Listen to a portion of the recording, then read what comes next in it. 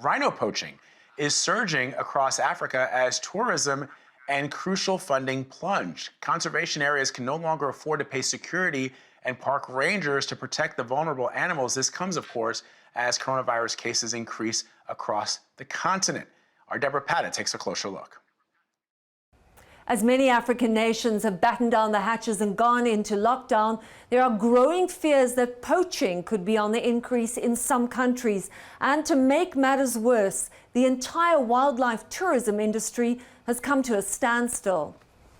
National stay-at-home orders, travel bans and other measures put in place to stop the spread of the coronavirus have severely constricted Africa's $39 billion tourism industry. In addition to probable job losses, the other tragedy is that this business helps fund wildlife conservation across the continent.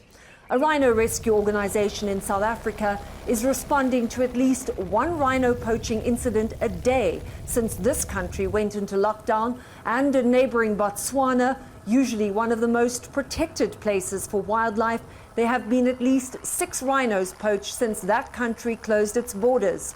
While poaching is not unusual on this continent, the recent incidents in Botswana and South Africa were out of the ordinary because they occurred in tourism hotspots that until now were considered relatively safe havens for wildlife.